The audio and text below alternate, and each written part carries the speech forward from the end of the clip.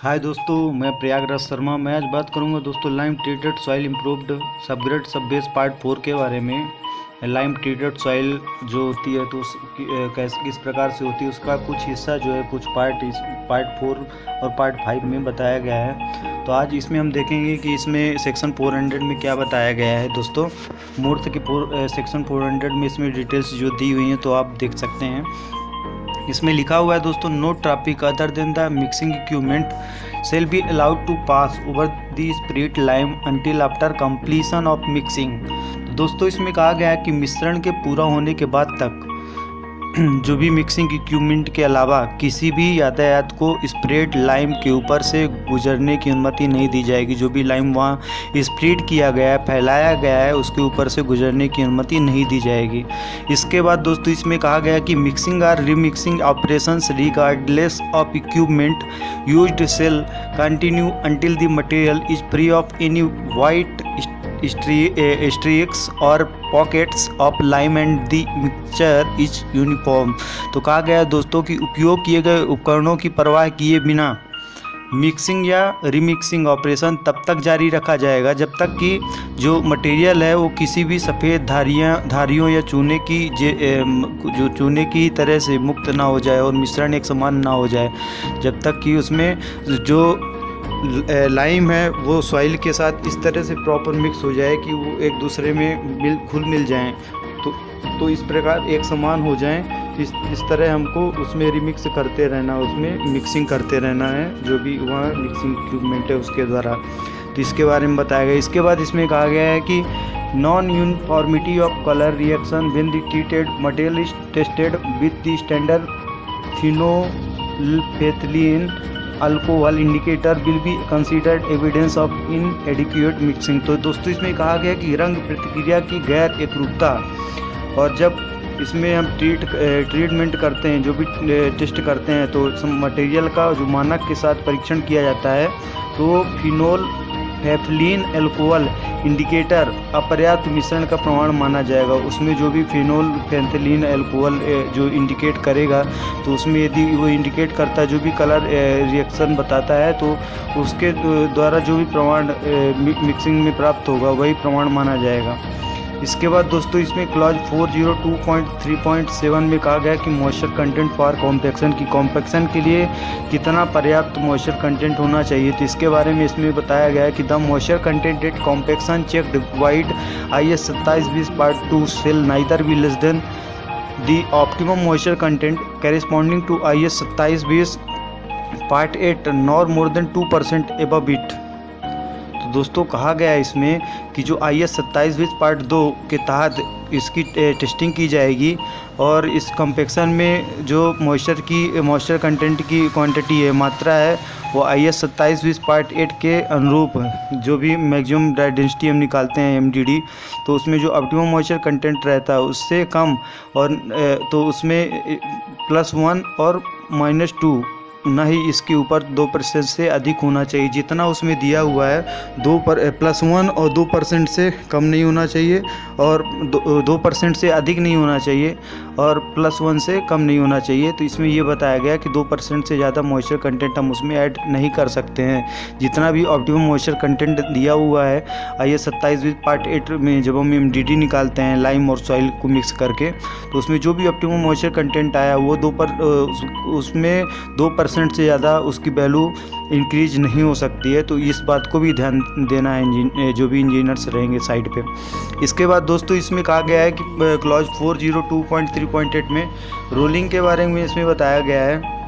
कहा गया है कि immediately after spreading grading and labelling of mixed material compaction shall be carried out with approved equipments proceeded by a few passes of lighter rollers if necessary. Rolling shall commence at edge and progress towards the center except at super elevated portions are for carriageway with unidirectional cross fall where it shall commence at the inner edge and progress towards the outer edge. During rolling the surface shall be frequently checked for grade and cross for camber, and any irregularity is corrected by loosening the material and removing and adding fresh material. Compaction shall continue until the density achieved is at least 98% of the maximum dry density for the material determined in accordance with IS 27 part 8।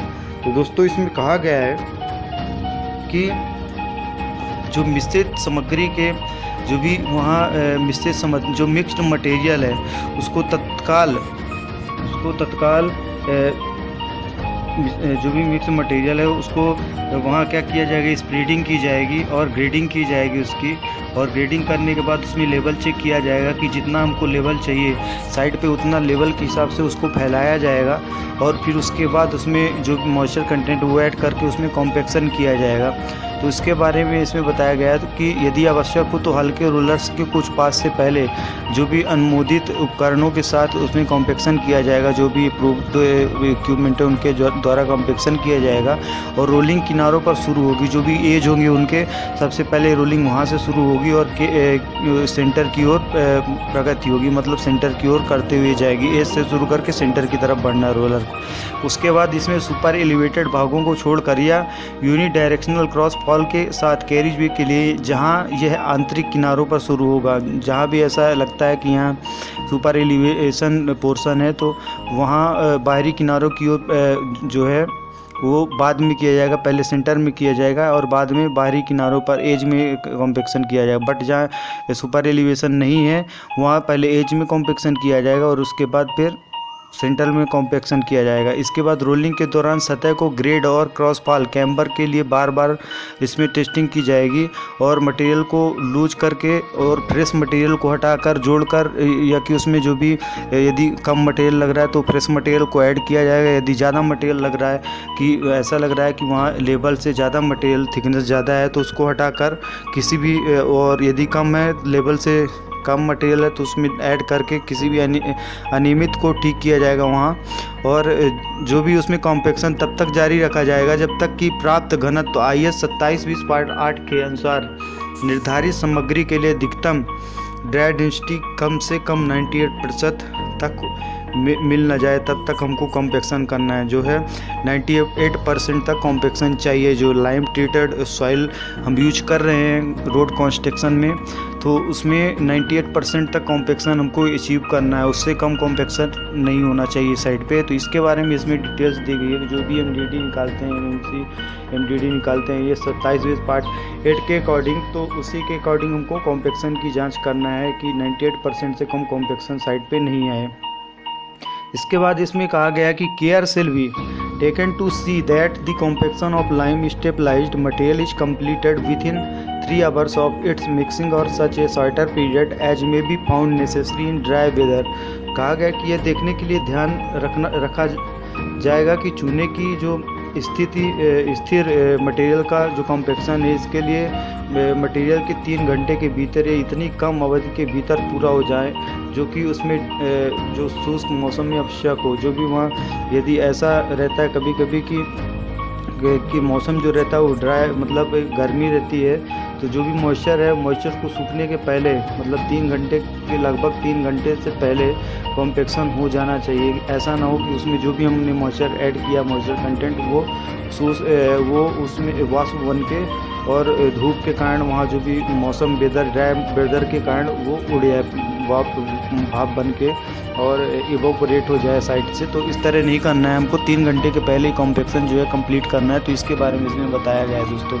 इसके बाद इसमें कहा गया कि during rolling it shall be ensured that roller does not bear directly on hardened or partially hardened treated material previously laid other than what may be necessary for achieving the specified compaction at the joint. The final surface shall be well closed, free from movement under compaction plans, rise, cracks or loose material. All loose or segregated or otherwise defective areas shall be made good to the full thickness of the layer and compacted.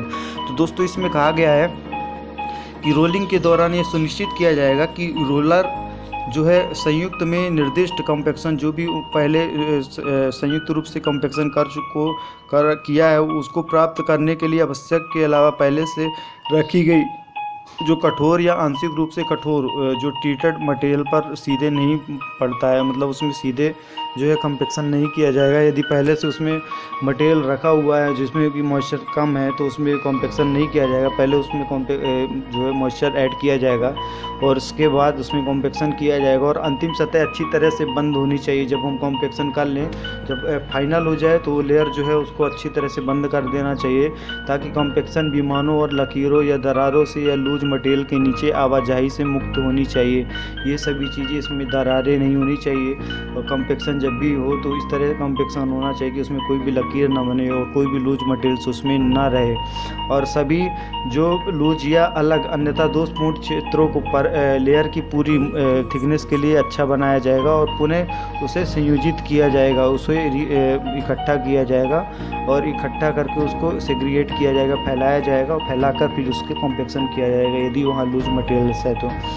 इसके बाद दोस्तों इसमें बताया गया है clause 402.3.9 में curing के बारे में। जो हम क्यूरिंग करते हैं तो इसमें कहा गया कि the sub base course shall be suitably cured by a minimum period of 7 days after which subsequent pavement courses shall be laid to prevent this surface from drying out and become friable. No traffic of any kind shall ply over the completed sub base unless permitted by the engineer. तो दोस्तों इसमें कहा गया है कि जो सब base course को कम से कम 7 दिनों की अवधि के लिए उपयुक्त रूप से ठीक किया जाएगा, 7 दिन तक क्यूरिंग की जाएगी। इसके बाद सतह को सूखने और भुरभुराने होने से बचाने के लिए बाद के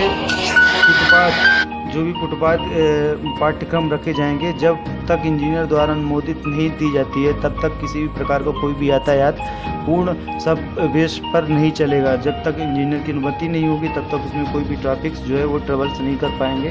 और इसमें 7 दिन तक की अवधि तक इसमें सब बेस को कम से कम क्यूरिंग करना है और जिसके बाद इसमें सतह को सूखने देना और भुरभुराने होने से बचाने के दिन के बाद इसमें सीधे पेमेंट कोर्स किया जाना चाहिए ताकि ये बर्बाद